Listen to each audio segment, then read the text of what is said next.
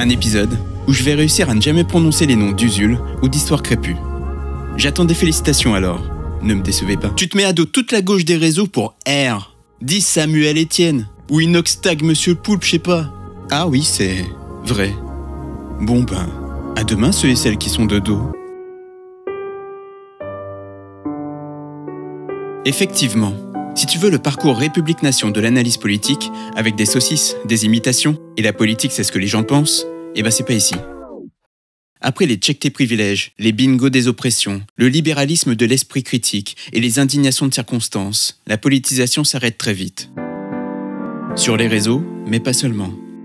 C'est relativement facile de faire émerger des messages d'indignation que la grammaire libérale fait accueillir formidablement bien.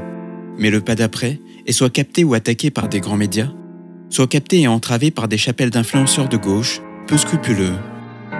Notre compère Bob Actarus ne sera pas le seul libéral conservateur au sein de l'Occident à se rendre hermétique. On le lui répétera, mais il ne saura jamais pourquoi croire la victime d'un viol est important. Beaucoup ne sauront jamais pourquoi Akab, sur des chaussettes kawaii, après l'assassinat de Naël, est déplacé. Ni pourquoi prendre en exemple des non-valides pour justifier des minima sociaux est ignoble. Ni pourquoi Men are trash. Ni pourquoi l'électoralisme est une impasse.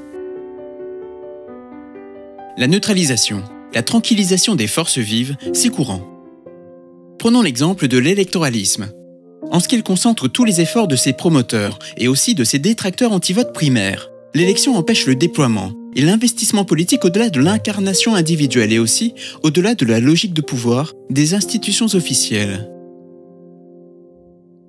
Lorsqu'il y a échec, la désillusion noie les espoirs et les forces.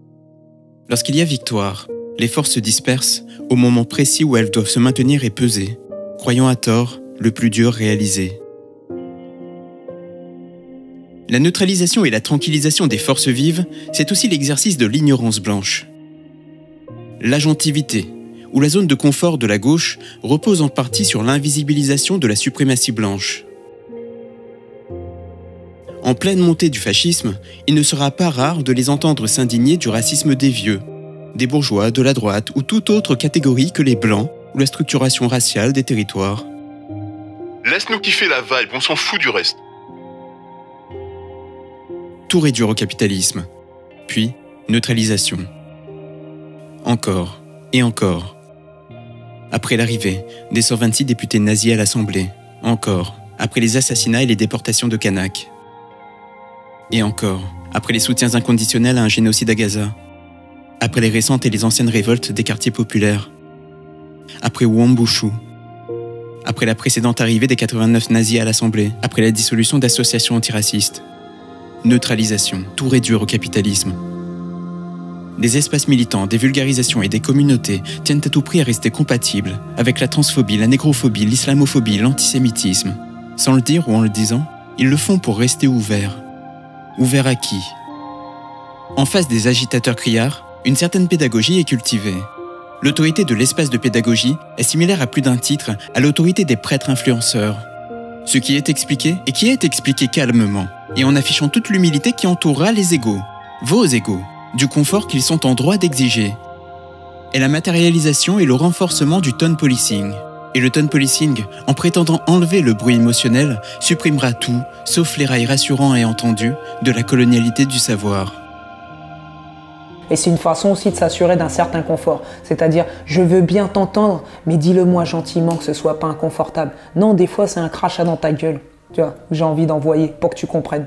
Ça, c'est réel. Ça, c'est aussi une envie de confort. C'est-à-dire que ton interlocuteur, dans sa toute-puissance, hein, dans sa grande impunité, ce qu'il demande, tu vois, à l'oppressé, c'est de lui raconter son oppression, sa souffrance, mais vraiment en des termes qu'il puisse entendre, c'est-à-dire, à savoir avec la douceur, l'amour et la gentillesse et la tendresse nécessaires. Mais c'est pas un degré d'insolence incroyable, ça? Oui, la neutralisation par la pédagogie n'est pas réservée aux macronistes. Juste, le fait que la plus pédagogique des féministes de gauche affiche sans trembler être favorable à ce que la cagnotte de la honte, dont je rappelle qu'elle a été ouverte par l'extrême droite afin de soutenir l'assassin de Naël, aille à la femme de l'assassin. Et attendez la justification. au motif que statistiquement, les épouses de policiers subissent énormément de violences conjugales. Oui, il y a des erreurs de raisonnement là-dedans, mais c'est pas ça le sujet. Le sujet est comment en vient-on, après avoir lu des bibliothèques de féministes noires, et peut-être même les vulgariser, après avoir fréquenté des antiracistes, durant des années, comment en vient-on à ne pas être sensible à la connerie raciste qu'on s'apprête à afficher? La réponse est que l'ignorance blanche défend avec le renfort de l'ensemble de la gauche ses schèmes racistes. L'insensibilité au racisme, même en étant en contact prolongé des notions taillées pour s'y opposer, c'est tout l'enjeu du contrat racial passant de l'explicite à l'implicite. L'insensibilité commence avant la perception. Et l'on combat ces angles morts-là avec une analyse matérialiste, ou mieux, décoloniale, ou encore mieux, spinoziste. Oui, là où je me situe épistémologiquement et politiquement. Mais il faudra tant d'efforts pour convaincre Bob Actarus de la réalité du capitalisme. Une fois convaincu, il faudra au moins autant d'efforts pour le convaincre de la réalité du patriarcat. Une fois convaincu, il faudra au moins autant d'efforts pour le convaincre de la réalité de la suprématie blanche. Une fois convaincu, etc. Le libéral ou le conservateur de gauche reste sur ses bases épistémologiques qui négocient l'inclusion et l'exclusion.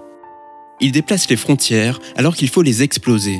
Au final, ce qu'il comprend, il ne le comprend pas. La neutralisation, la tranquillisation des forces vives et finalement, est-ce que la montée de l'extrême droite n'est pas la preuve que la gauche révolutionnaire effraie le bourgeois? Bref, toujours moyen d'en rester à l'écume et de s'en satisfaire. Autres exemples de tranquillisation. Faire croire que la condamnation d'un policier rend la justice impartiale. Faire croire que le racisme est dû à la connerie. Faire croire que le racisme est dû à la pauvreté, stratégie Ruffin. Faire croire que le racisme est dû à la bourgeoisie, stratégie de la gauche. Faire croire que le racisme est dû à la presse Bolloré, stratégie de la presse proto-conspirationniste de gauche. Sachez-le, vous êtes manipulés. Faire croire que la jeunesse porte l'antiracisme salvateur.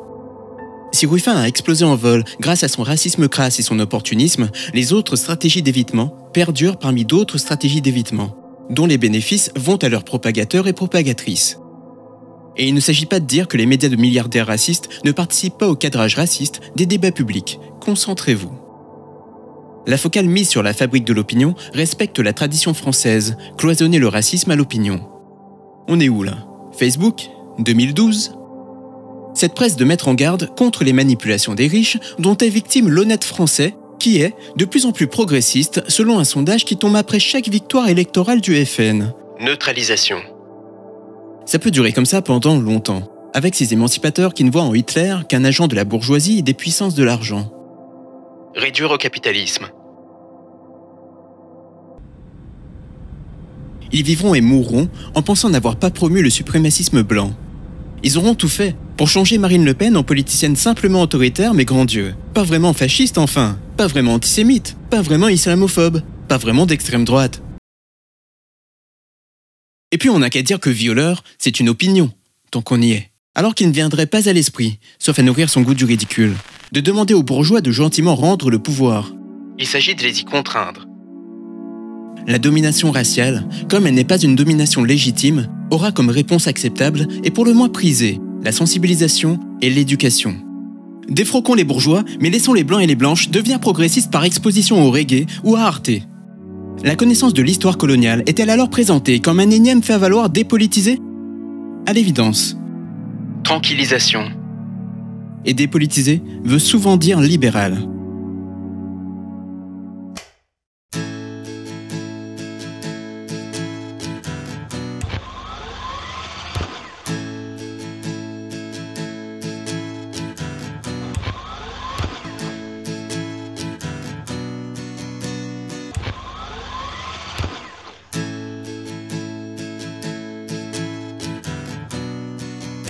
À côté des prêtres de la confusion, des vulgarisatoristes stars émergent et fournissent de la culture neutralisée et un état de sensibilisation permanent aux consommateurs curieux.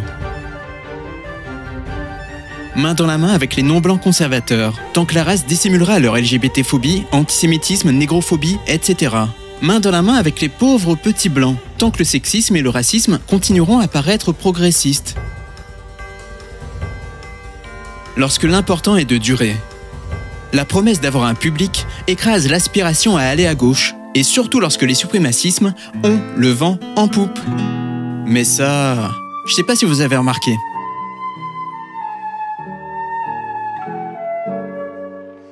Éduquer des gens en renforçant chez eux une approche libérale du savoir, drôle d'idée. L'urgence est de militer, avec le féroce désir de nous rendre solidaires. Si dire le racisme c'est mal, c'est militer et éduquer, bah punaise. L'éducation populaire est morte et enterrée. Cela dit, je compte sur vous, alors portez-vous bien. Bisous. Merci beaucoup pour votre soutien. Et si c'est pas déjà fait, abonnez-vous pour être averti de la sortie du prochain arc. Eh ben, c'était un arc incroyable. T'as vu ça? Mais tu devrais faire plus de blagues. C'est ça que les gens aiment. Ah oui, t'as raison. Pff, tu fais toujours ça. Quoi? Tu fais comme si t'écoutais, mais en fait t'écoutes pas. Oui, mais c'est uniquement parce que je t'ai rien demandé. Oh, ah ouais. Bah réfléchis.